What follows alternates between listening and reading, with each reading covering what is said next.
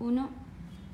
Hola comunidad de Dos Latinas, un nuevo espacio en Instagram TV. Yo estoy súper contenta, súper feliz de estar hoy con esta mujer. Vera, muchas gracias por el espacio. Te robaremos 10 minuticos, nada. Un robo, ¿no? Un robo concertado, eso no existe. Pues nada, la idea es que podamos seguir en esta conversación y tejiendo la conversación alrededor de la paz como revolución. Como saben, hemos tratado de propiciar espacios, estamos reflexionando alrededor también del paro, estamos reflexionando alrededor de la historia, ver cómo podemos tratar de dejar esa visión maniquea de la historia y la violencia de este país. Y la idea es pues hacerte unas preguntitas y a ver qué podemos tejer aquí. Bueno, gracias por estar aquí y por poder conversar. ¿Qué piensas cuando dicen que Colombia es un país que está destinado a la guerra y a la violencia y que no tenemos salida y que realmente pensar en acuerdos de paz es pensar en estrategias políticas que no tienen fruto porque a la sociedad civil no le interesa la paz?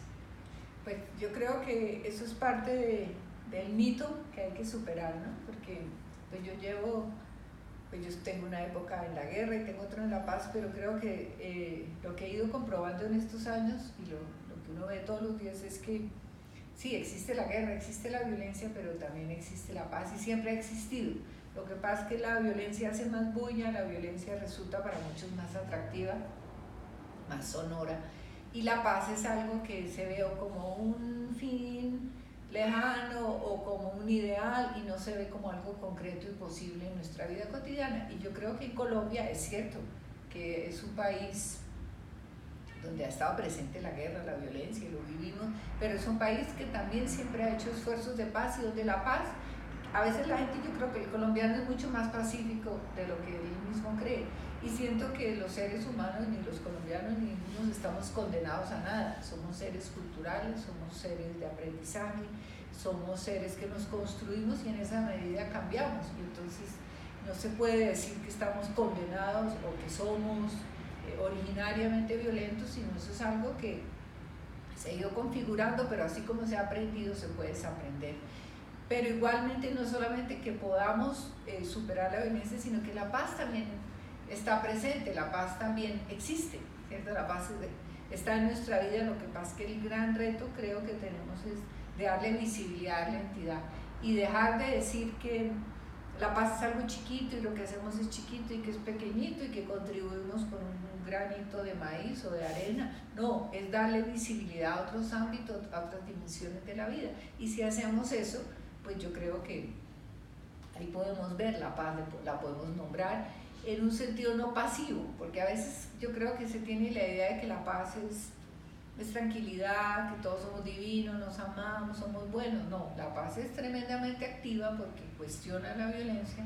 Pues yo hice mi tesis doctoral y le puse el nombre de la paz como revolución porque siento que es una gran fuerza transformadora y que es una nueva modo de pensar, ¿cierto? Lo bonito de la paz es que se puede mirar en multiplicidad, en diversidad. La guerra no nos da esa opción. La guerra es muerte, matanza o ya. No importa de dónde venga uno o cuál sea la dinámica, pero la paz nos da posibilidades. Y si la paz no es tranquilidad y la paz no es solamente ausencia de armas, ¿qué es la paz?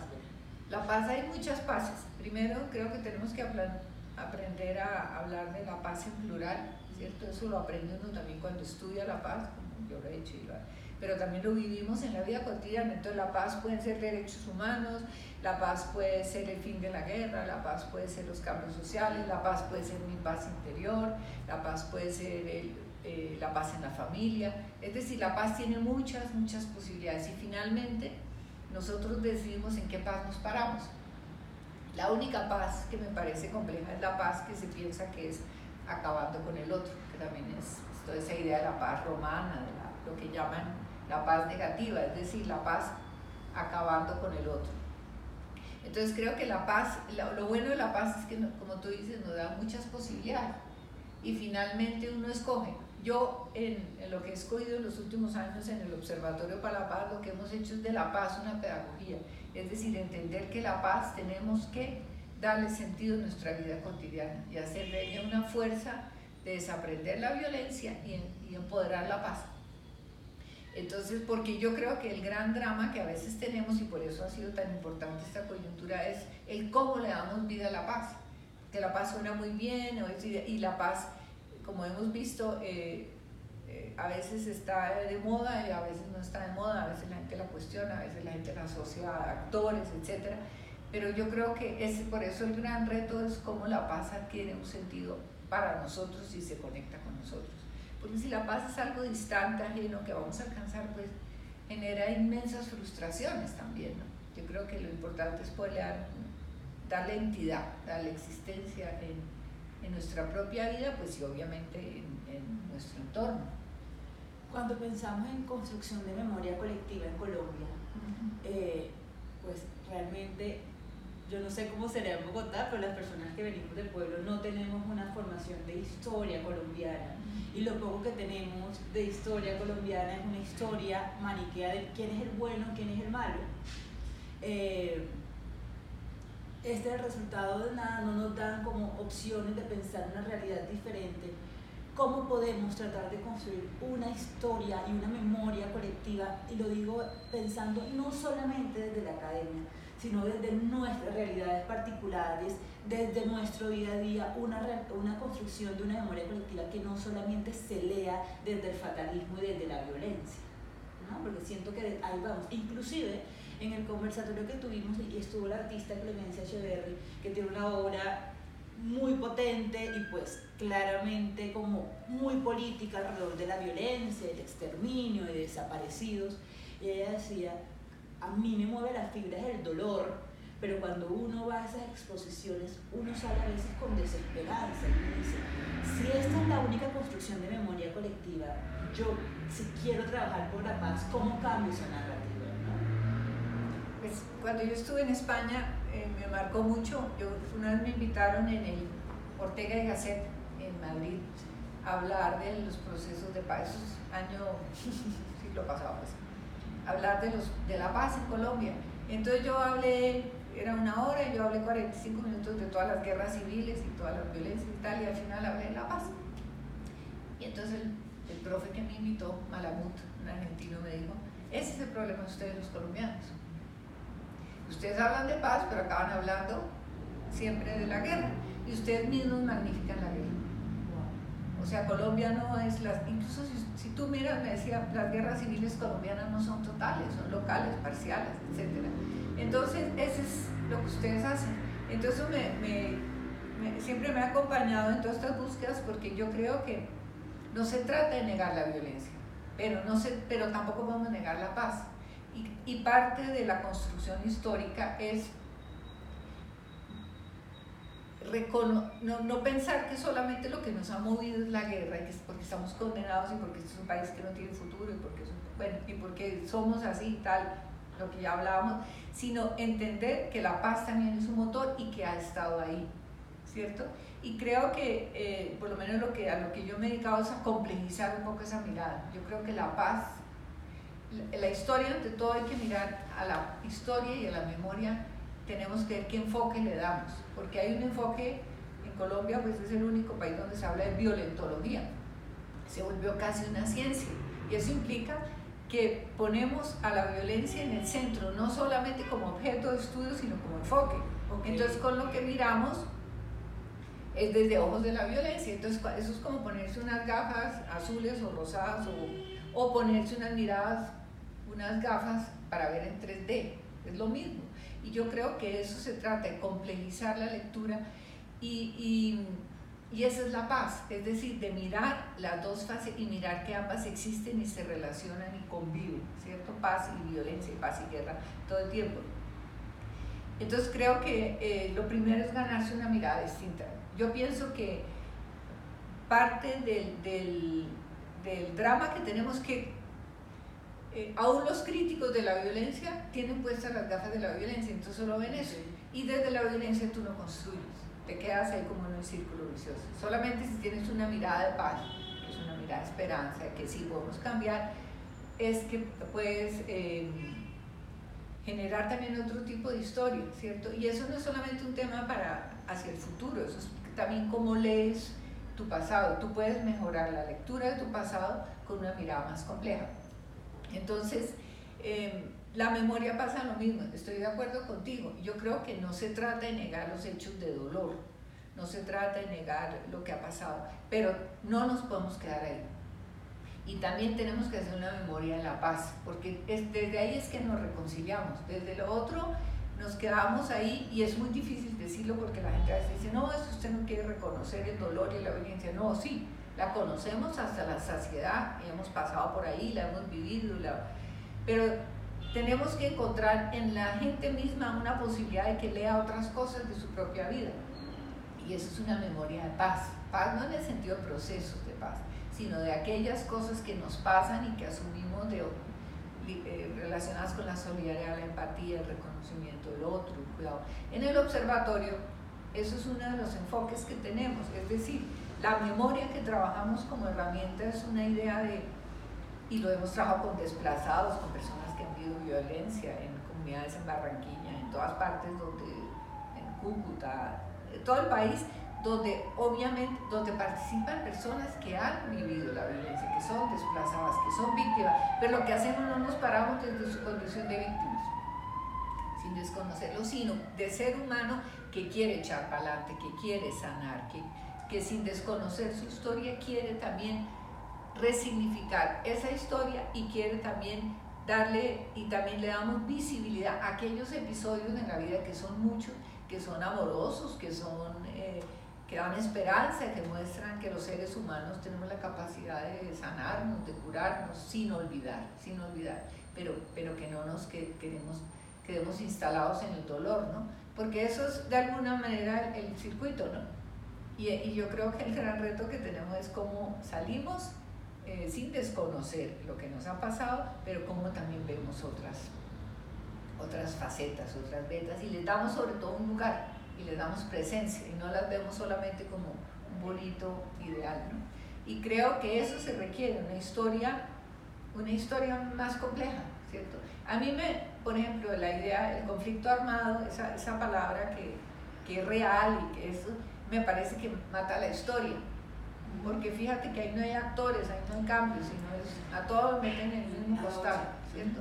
Y eso es parte, y la historia implica ver actores, ver cambios, ver, no sé, por ejemplo, el caso de mi historia, te meten en una sigla que se llama M19 y no ves que son seres humanos que decidieron, que cambiaron, que hicieron cosas, que tuvieron ideales, etc. Y creo que eso es lo que reclama una lectura histórica un poco diferente, ¿no? Pensemos en nosotras las mujeres, ¿no? Es imposible no pensar que la violencia de todo tipo nos atraviesa de forma diferente. Pero no preguntemos desde la violencia, sino de las mujeres desde la paz. A mí me gusta mucho el término reparación. Ya yo le digo reparación hasta si no me cumple nada, yo repárate, ¿no? ¿Cómo podemos pensar el rol de las mujeres en la paz, pero también el rol de la sociedad con las mujeres que sufrieron y que sufren y sufren dentro del conflicto? Pues en el observatorio tenemos un bachillerato de paz, ¿cierto? Que lo hemos hecho con más de 4.000 personas y gran parte son mujeres y tuvimos una versión de mujeres víctimas, son víctimas amparadas por el auto 092. Y entonces, ¿cuál es el enfoque? Sabemos que son víctimas, ellas lo saben, ellas lo han vivido, eso no tienes que decírselo. Y nos paramos, no, son personas, mujeres que quieren echar para adelante, que quieren vivir, que están vivas, ¿cierto? Y que sobre todo quieren darle un sentido nuevo a su vida, quieren reparar, quieren construir pasado, construir presente y futuro sin olvidar su pasado. Y entonces es como te paras en eso. Entonces nosotros no nos paramos en su condición de víctimas, esa ya la traen, sino en su condición de sujetos de aprendizaje, mujeres que quieren que quieren aprender, que quieren crecer, que quieren tener una relación distinta con sus hijos, con sus maridos, etc. Y desde ahí las forman y desde ahí ellas mismas van. Yo me acuerdo mucho una mujer de Valledupar que le habían matado a toda la familia. Ella entró al bachillerato nuestro y después de un año de estudiar y de meterse en toda la dinámica, porque ahí el enfoque es de paz, ella dijo, se paró un día y cantó y dijo, mire, yo aquí recuperé las ganas de cantar. Yo no había querido cantar por lo que yo viví tal. Entonces, sin negar su historia, le dio un sentido diferente y reparó de una manera diferente, sin negar. Nosotros usamos mucho una metáfora del tema de las cicatrices de oro, es decir, no se trata de que no se te vean las cicatrices y que las niegues, pero que sean doradas, es decir, que le hayas dado un sentido diferente. ¿Y se ha visto la obra de unos artistas españolas que hacen eso? No, nosotros lo hemos hecho con la gente, con el kintsugi, que es una técnica japonesa. Sí. Eso lo hicimos con mujeres en el Huila, en el Caquetá, todo eso. Es decir, de cómo resignificamos la vida, de reconocer nuestras cicatrices, pero no quedarnos ahí, sino darles una belleza, ¿no? Bueno, vamos con las dos últimas preguntas. La otra que te quería hacer es, cuando pensamos en Colombia, pensamos en violencia, pensamos en guerra y como que nos olvidamos de todos los movimientos de jóvenes, de la sociedad civil, que le hemos apostado y le apostamos actualmente. Obviamente yo te voy a hablar del feminismo porque pues desde ahí me paro y es mi lucha, y es pensar cómo el feminismo sin un muerto ha logrado transformaciones tan potentes y tan maravillosas. ¿Cómo lees con esos lentes lo que está pasando actualmente, hoy en medio del paro nacional? ¿Cómo lees lo que está pasando a nivel contextual hoy en Colombia, sobre todo en Bogotá?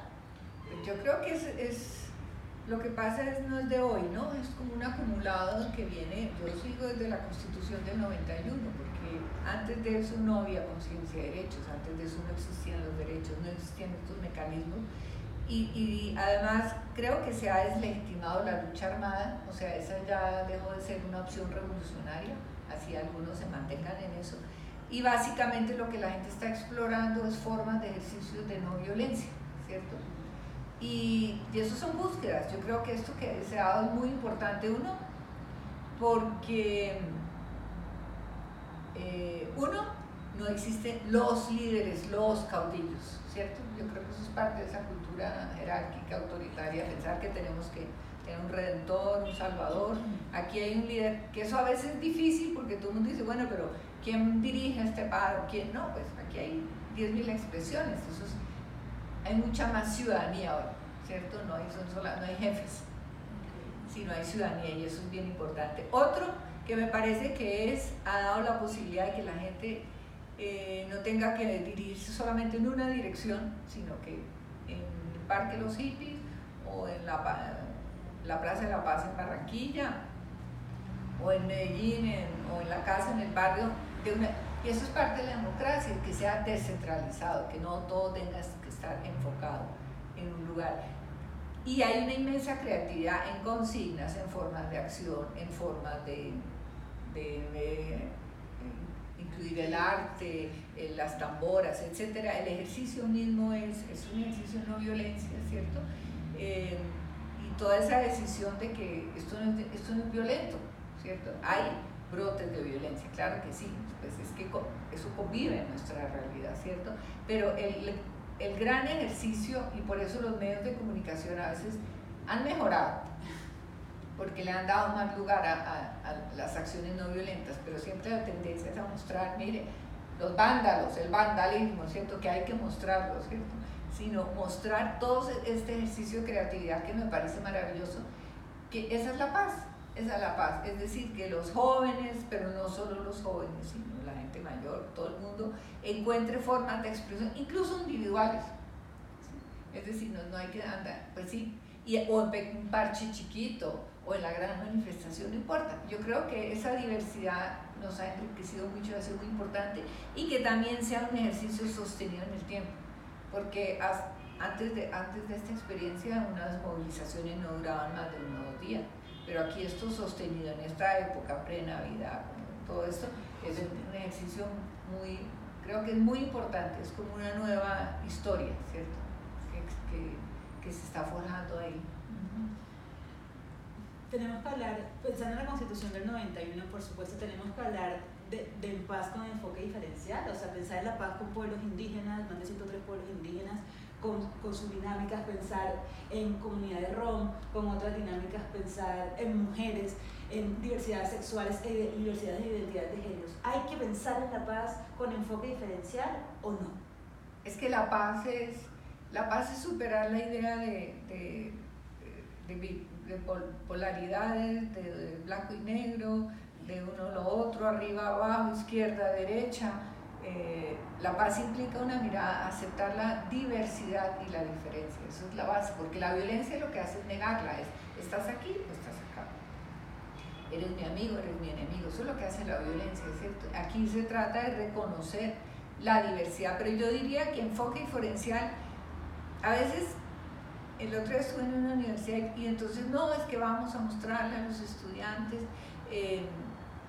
que el enfoque diferencial, que ellos vean a las comunidades indígenas y los afros y todo, sí, eso es muy importante, pero es que la diversidad también está acá, en nosotros mismos, y esa a veces no la vemos, ¿sí? Y ahí también se dan discriminaciones y exclusiones. Entonces se piensa que lo diferencial es lo étnico, lo género y básicamente eso, que es bien importante, pero también es asumir la diversidad y la diferencia en todos nosotros. Somos distintos, tenemos gustos diferentes, tenemos creencias diferentes, nos gustan las otras cosas. Yo creo que ahí también hay que hacer un ejercicio de reconocer esa multiplicidad también, pues, en comunidades urbanas, en comunidades de otro orden, ¿cierto? Eso creo que hace parte del enfoque diferencial también. Bueno, muchas gracias por este espacio. Bueno, gracias a ustedes. De todo corazón. Espero salgo que, muy feliz. que sigamos hablando. Por favor.